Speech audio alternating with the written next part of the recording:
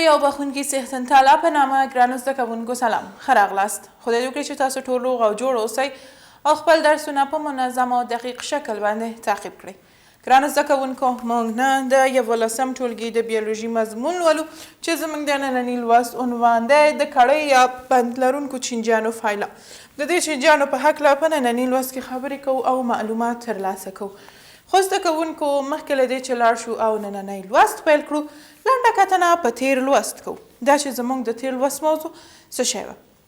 که چیرې ستاسو په یاد وي زده کوونکو په تیر لوست کې موږ د مولاسکا یا هم زده کوونکو د پاسته بدنو حیواناتو یا فایلم په هکله مو خبرې وکړې.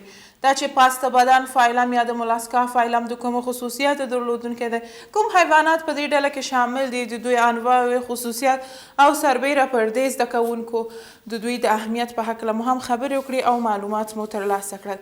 نو دا زموږ د تیر لوست موضوع وه. که چیرې بیا هم تاسو په تیر لوست کې کومه ستونزه درلوده، د تیر لوست په کومه برخه نه پوهېدلی، کولی شئ چې خپلې ستونزې او پوښتنې مو د کومنټ په برخه کې له موږ سره شریک کړئ. نو اوس راځئ چې نننی لوست پیل کړو. لکه څنګه مې چې مخکې هم یادونه وکړه زده کوونکو، په ننني لوست کې موږ د کړۍ یا د بند لرونکو چینجیانو په هکله خبرې کوو. دا چې کړۍ یا بند لرونکي چینجیان څه ډول چینجیان دي او سربیره پر دې دا د کومو خصوصیاتو او ځانګړتیاوو درلودونکي دي. کړۍ یا بند لرونکو چینجیانو ته د انالیدا فایلم هم ویل کیږي چې انالیدا یوه لاتین کلمه ده او د انالوس څخه اخیستل شوې ده. او انالوس بیا د څه شي په معنا ده زده کوونکو؟ د وړیو یا کوچنیو کړیو په معنا ده. د څه شي؟ د کوچنیو کړیو په معنا ده.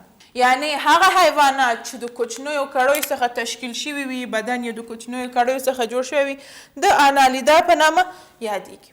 د انالیدا فایلم حیوانات یا د کړۍ لرونکو چینجیانو د فایلم حیوانات کوم ځایونو کې ژوند کوي؟ په سمندر کې ژوند کوي، په خوږو اوبو کې ژوند کوي، همدارنګه په نمجن ځایونو کې ژوند کوي او بعضې نور یې د عالي حیواناتو په بدن کې د پرازیت په شکل دوی ژوند کوي. مقصد مو زده کوونکو د پرازیت څخه څه شی دی؟ یعنی زده کوونکو دا حیوانات د عالي حیواناتو په بدن کې ژوند کوي، د هغوی له بدن څخه تغذیه کوي او هلته تکثر کوي. دا د کړۍ یا بند لرونکو چینجیانو فایلم. اوس راځو د کړۍ یا بند لرونکو چینجیانو د فایلم د ځانګړتیاوو په هکله خبرې کوو. دا چینجیان زده کوونکو دوه اړخیز تناظر لري. څه شی دوه اړخیز؟ یعنی که چیرې د دوی چینجیانو بدن په دوه برخو باندې تقسیم شي نو زده کوونکو په دې شکل سره دا برخه مساوي ده د دې برخې سره. نو د دې لپاره دې ته ویل کېږي دوه اړخیز تناظر. بدن یې د نمجن کیوتیکل په واسطه پوښل شوی دی او سربیره پر دې د دوی د هاضمې کانال ټیوب ته ورته شکل لري چې همدغه ټیوب ته ورته شکل زده کوونکو د دوی په بدن کې غځېدلی دی یا اوږد دی. دا حیوانات د وینې تړلی دوران لري، تنفس د پوستکي یا برانچ په واسطه کوي. موږ په دې برخه کې ولوستل چې دا حیوانات یا په سمندر کې ژوند کوي یا په خوږو اوبو کې یا هم نمجن ځایونو کې. نو هغه حیوانات چې په اوبو کې یا سمندرونو کې ژوند کوي زده کوونکو دا حیوانات د برانچ په واسطه تنفس کوي یا د پوستکي په واسطه، او هغه حیوانات چې بیا په وچه کې ژوند کوي هغه د سږو په واسطه ژوند کوي. زده کوونکو اطراح د یو کړۍ په واسطه یو جوړه کړۍ یا یو جوړه نفریده په واسطه کوي.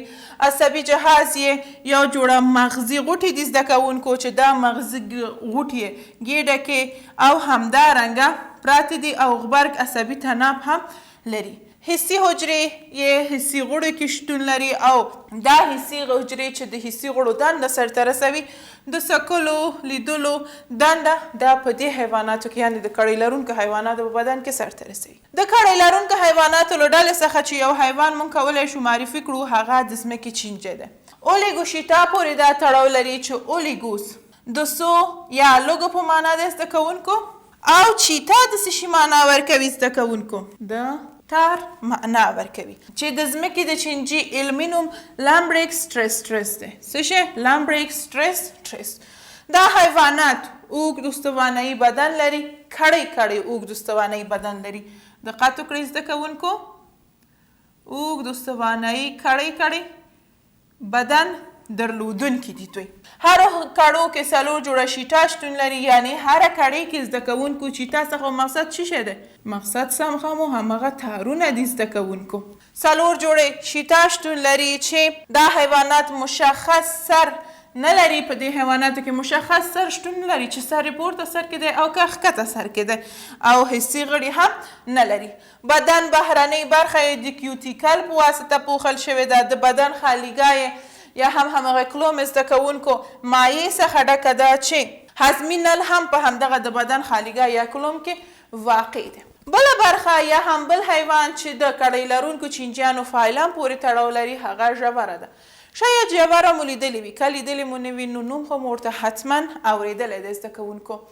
ژوره د کړۍ لرونکو چینجیانو له ډلې څخه ګڼل کیږي چې د بدن اوږدوالی یې د 4 انچو څخه شروع تر 6 انچو پورې رسیږي زده کوونکو. د کړیو شمیر یې څومره دی؟ 33 کړۍ دي. دوی په بدن کې ویښتان نه لري زده کوونکو. دا حیوان یعنی ژوره په کومو سیمو کې چیرته ژوند کوي؟ موږ د کړۍ لرونکو چینجیانو په برخه کې ولوستل چې سمندر او خوږو اوبو کې، نو ژوره هم زده کوونکو په خوږو اوبو کې ژوند کوي. خوله یې د بدن په مخکینۍ برخه کې زده کوونکو او مخرج یې د بدن په وروستۍ برخه کې شتون لري. 2 جوړې چوشک لري زده کوونکو چې د دې 2 جوړې چوشک په واسطه یو چوشک د همغه کوربه بدن پورې نښلوي، دویم چوشک په واسطه بیا د کوربه له بدن څخه دا وینه زبېښي زده کوونکو، او د بدن د کوربه بدن ته یو ډول مایع هم انتقالوي تر څو چې دا مایع د هغه بدن د کوربه بدن کې وینه پرن کړي او دا په اساني وکولی شي دغه وینه ترلاسه کړي. او زده کوونکو دا ژوره کولی شي چې د ځان څخه 3 برابره زیاته وینه جذب کړي یا وزبېښي، چې په پای کې حتی د همدغې ژورې د چوېدو سبب کیږي. یعنی دا چې د ځان څخه 3 برابره اضافه وینه اخلي نو په پای کې د ژورې د چوېدو لامل کیږي. د کړۍ لرونکو چینجیانو اهمیت. دومره معلومات مو چې د کړۍ لرونکو چینجیانو په هکله ولوستل. آیا دا حیوانات، دا فایلم، دا چینجیان کوم ارزښت لري او که نه؟ کړۍ لرونکي چینجیان په خپله په غذایي زنځیر کې ونډه اخلي. موږ په 10م ټولګي کې غذایي زنځیر لوستی زده کوونکو چې همدغه کړۍ لرونکو چینجیان د غذایي زنځیر یوه کړۍ یوه حلقه تشکیلوي. دا د سمندري حیواناتو لپاره ښه خواړه دي. کبان له دوی څخه تغذیه کوي او سربیره پر دې د ځمکې چینجی چې په ځمکه کې ژوند کوي، دا د ځمکې چینجی د دې سبب کیږي چې کله دا خاورې کې ننوځي او بیرته راوځي دا خاوره یو په بل مخ اړوي، نو په دې اساس دا زراعتي ځمکې ته ډېر ښه دی، ډېر ګټور دی، زراعتي ځمکه حاصلخیزه کوي. نو دا هم زده کوونکو د کړۍ لرونکو چینجیانو اهمیت و، دا چې دا چینجیان بې ارزښته او بې اهمیته نه دي. راځئ چې خپل لوست خلاصه کړو ځکه چې زموږ د لوست موضوعات هم دومره. ګرانو زده کوونکو موږ د کړۍ لرونکو یا بند لرونکو چینجیانو فایلم په هکله مو خبرې وکړې چې د انالیدا په نامه یادیږي. دا چینجیان مو وپېژندل، څه ډول چینجیان دی، څه ډول فایلم دی، کوم حیوانات پکې ژوند کوي. د کړۍ لرونکو چینجیانو ځانګړتیاوې مو وپېژندله. د ځمکې چینجی چې د دې چینجیانو له فایلم څخه دی وپېژندل. ژوره هم د فایلم پورې تړاو لري.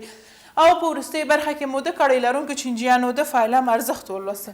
دا چې دا چینجیان کوم ارزښت او اهمیت هم لري او که نه. دا ټول هغه موضوعات و چې په دې برخه کې په دې لوست کې موږ ولوستل او زده مو کړل.